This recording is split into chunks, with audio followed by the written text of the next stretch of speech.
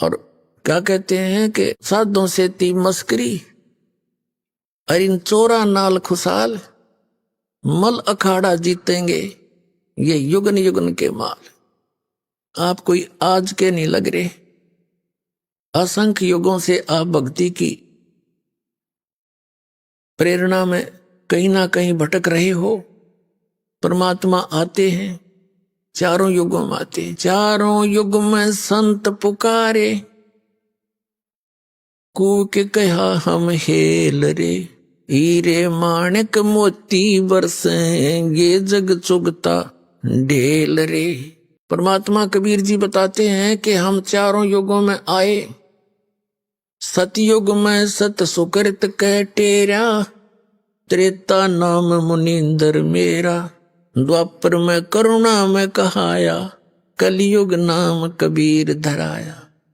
चारों युग में संत पुकारे, यानी जिन पुण्यात्माओं को परमात्मा कबीर जी परमेश्वर सतपुरुष आकर मिले, उन्होंने फिर उस परमात्मा के ज्ञान का जन जन तक कोशिश की पहुंचा दूं। जैसे आदरणीय नानक साहिब जी को स्वयं परमात्मा सतपुरुष आकर के बेई नदी से लेकर गए सचखंड, 3 दिन तक उनको अदृश्य कर दिया, गुप्त कर दिया उनके शरीर को, और पूरे सचखंड से उप सब लोगों से सब सतिथि से परिचित करा कर वापस छोड़ा। परमात्मा से प्राप्त, परमात्मा आंखों देख कर परमात्मा की महिमा को, ऊपर के नजारे को, और गरीबदास साहिब जी को भी ऐसे लेकर गए थे। तो इन महापुरुषों ने फिर वापस आकर संसार में सब लोक लाज सब मर्यादाएं तोड़ दी, क्योंकि ये दृढ़ भक्त होते हैं, और इनको कंप्लीट कोर्स दिया था इन्होंने। कभी किसी परमात्मा ने कहा था भी जिक्र नहीं करना, इन्होंने किसी को छींट भी नहीं लगने दी उस माल्य के तीनों मंत्रों की, क्योंकि अगर वो पहले बता जाते थे बात बिगड़ जाती कि काल के दूत यही नाम देते पाते गुरु ग्रंथ साहिब मत नोट करके हैं। और ये अधिकारी थे नहीं, अधिकारी तो दास भेजा मालिक ने बना के कलयुग में।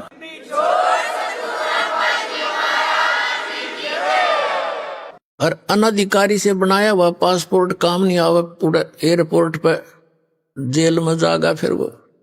तो ये अनधिकारी थे सारे। ये राधा स्वामी पंथ कहां से चला, इनके इतिहास देख लो। शिवदयाल जी जो थे राधा स्वामी पंथ के प्रवर्तक, और ये पंजाब के रहने वाले थे, आगरा में रहने लगे। गुरु ग्रंथ साहिब को पढ़ा करते, कबीर साहब की वाणी पढ़ा करता। जैसे भी इसने समझ मत आई को नाट बट करके यो इतना बखेड़ा पैदा कर गया। अगर ये गुरु ग्रंथ साहब में ये मंत्र होते तो यो यही मंत्र चालू कर जाता। और वो अधिकारी था नहीं, क्योंकि उसका कोई गुरु नहीं, और गुरु भी हो तो उस परंपरा से हो। तो यही नाम ये आज दे रहे होते। दास कैसे डिफ्रेंशिएट करता फिर आज आपको, कैसे विश्वास दिलाता ये नकली ये असली। तो उस दिन परमात्मा ने कहा था धर्मदास मेरी लाख दुआई, एक तो सार शब्द की दबार नहीं जाई, दूसरे कहा था सार शब्द बार जो पढ़ी या बिचली पीढ़ी मेरे हंस नहीं तरही। फिर कहा था धर्मदास मेरी लाख दुआई, ये मूल ज्ञान की दबार न जाए। ये मूल ज्ञान जो दास आपको बता रहा ये है मूल ज्ञान। कबीर साहब ने कहा कि 33 अरब ज्ञान हम बाख्या, ये मूल ज्ञान अभी तक गुप्त ही रखा। इसको गुप्त रखा हुआ था, किसी का छीट नहीं लगने दी। ना कबीर पंथियों को पता, औरों को तो पता होगा कहां से इस पवित्र ज्ञान का। और कबीर सागर पढ़े इनका समझ बनाया कुछ भी।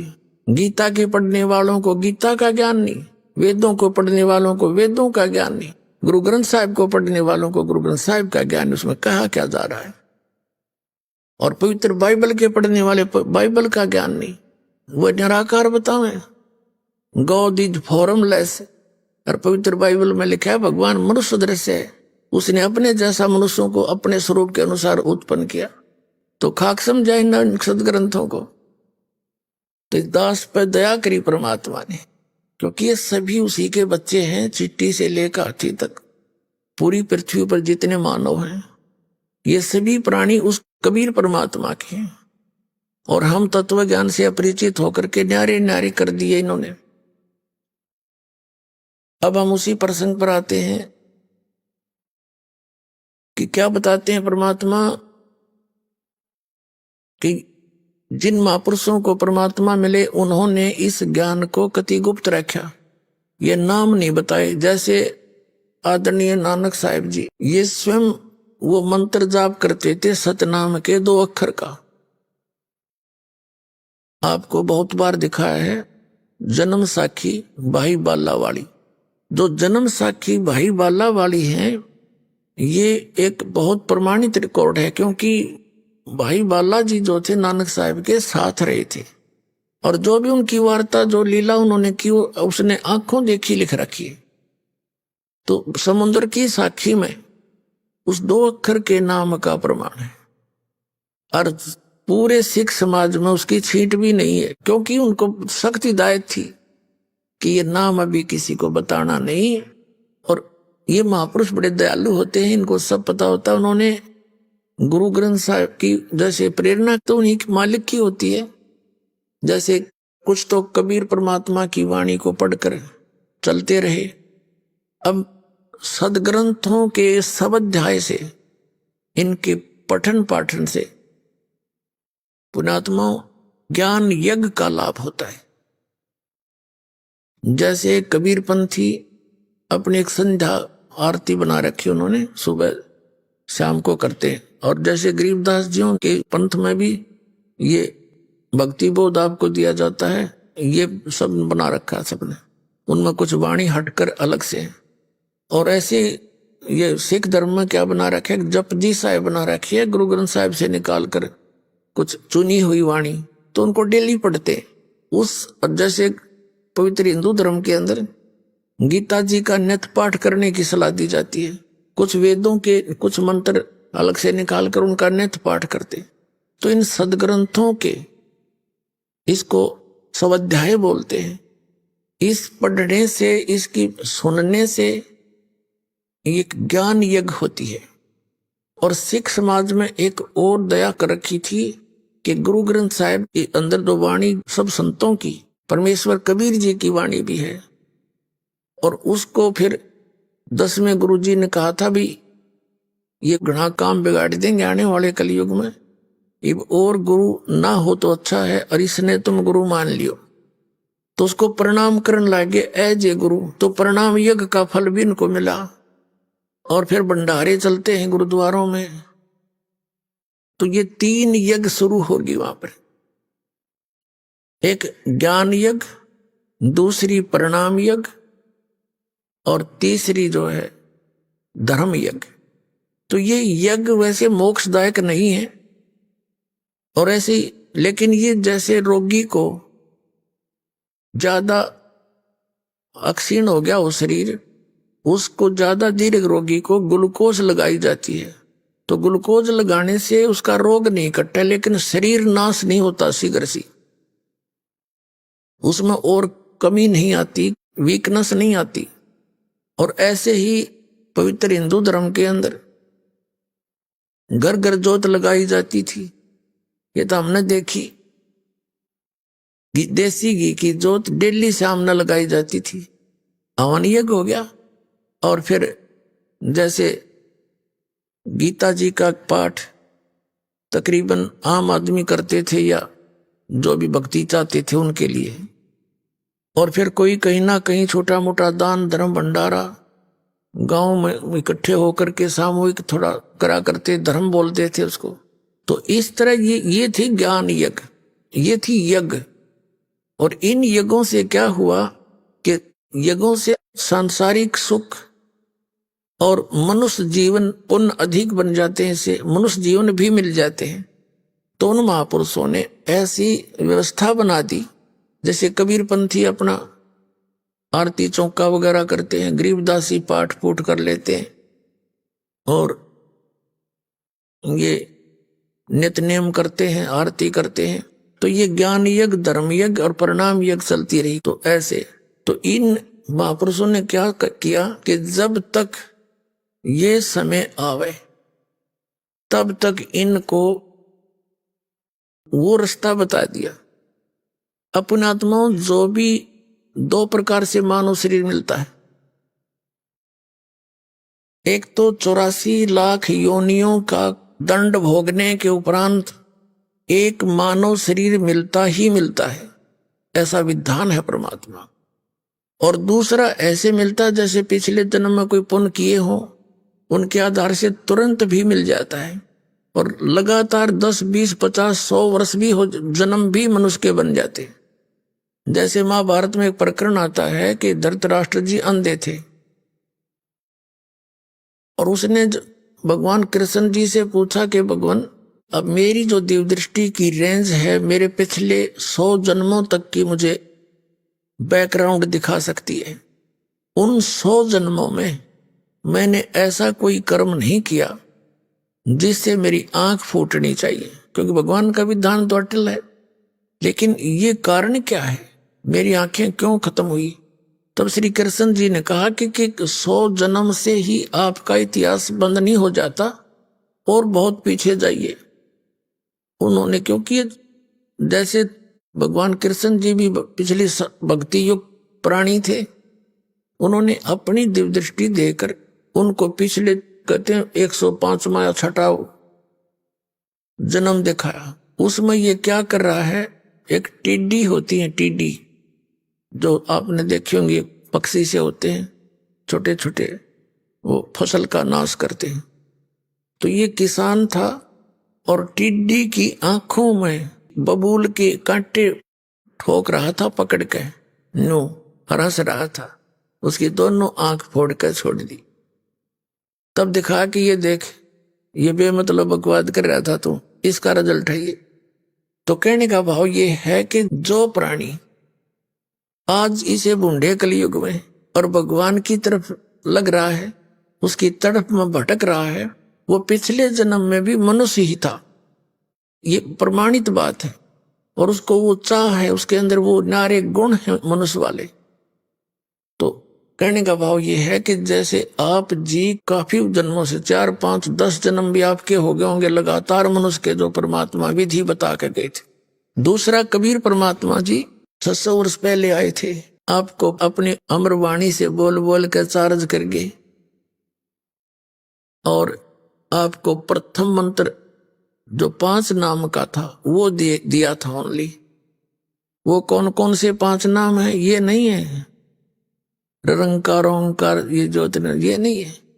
जो आपको अप्रथम मंत्र दिया जाता उसके बीच वाले 5 नाम ये स्टार्ट करवाए थे। आने वाले समय में इन कबीर पंथियों ने ज्ञान तो रहा नहीं, कोई इनको कहने लगा तुम बात करते हो सतलोक और सचखंड की, नाम जपते हो 5 इन देवताओं का है, ये कोई बात हुई? तो फिर इनको ज्ञान था नहीं, इन्होंने नाम बदल लिए। ये पूजा नहीं है इनकी।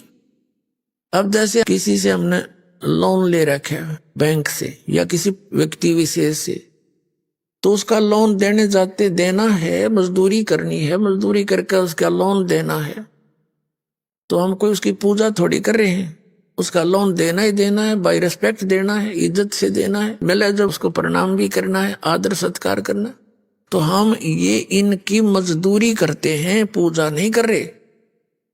तो परमात्मा दयालु थे, 64 लाख शेष हुए थे उस टाइम, उन 64 लाख को चार्ज कर गए, और वही अब मनुष्य जन्म प्राप्त करते हुए आ रहे हैं। करके चार्ज चले गए, दाता दयालु थे।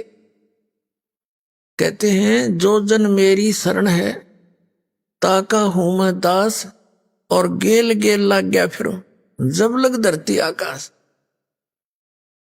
अब परमात्मा की शरण में आप कभी कौन से युग में आए थे, और लेकिन पार नहीं होते, बालक हो थोड़ा सा सुख, क्योंकि ये भगवान सुख दे ही देगा आपको, ये सुख का सागर है। और उस सुख को पाकर हम फिर भूल जाते हैं भगवान को, यह सबसे बड़ी बीमारी है हमारे। तो कबीर साहब अब ऐसी स्थिति में रखेंगे आपको।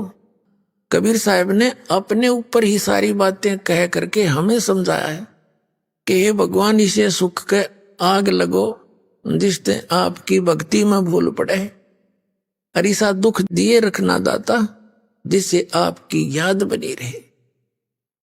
सुख के माथे सिला पड़ो नाम हृदय ते जावे, और बलिहारी व दुख के जो पल पल नाम रटावे।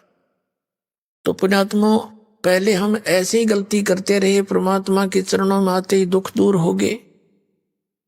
जैसे कलयुग के जब आए थे दाता, आज से 600 वर्ष पहले सबकी ब्रान माटी हो रही थी, और परमात्मा के आशीर्वाद से, नाम से, सत्संग के सुनने से, भंडारे करवाए दाता ने, तो सुख हो गए।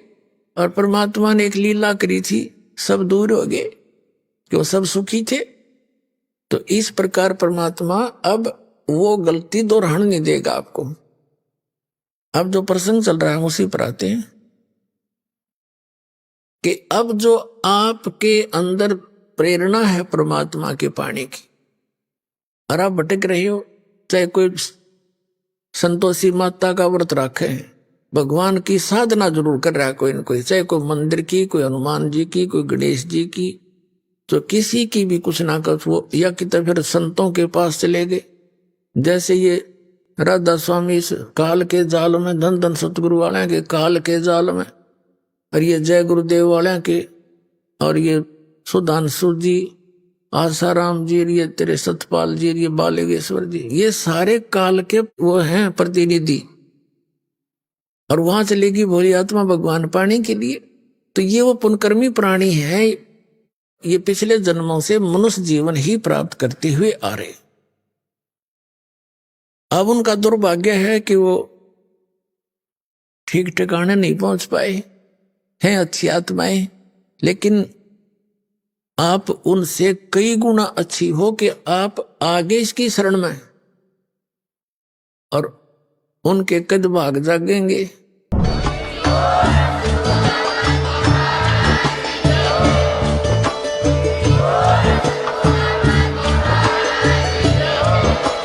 आप सुन रहे थे जगत गुरु तत्वदर्शी संत रामपाल जी महाराज जी के मंगल प्रवचन। अधिक जानकारी के लिए विजिट कीजिए हमारी वेबसाइट www.jagatgururampalji.org। संत रामपाल जी महाराज जी के शुभ आशीर्वाद से पूरे विश्व भर में 500 से भी ज्यादा नाम दीक्षा केंद्र हैं, जिन पर संत रामपाल जी महाराज जी द्वारा ऑनलाइन निशुल्क नाम दीक्षा दी जा रही है। अपने नजदीकी नाम दीक्षा केंद्र का पता करने के लिए संपर्क करें 8222880541।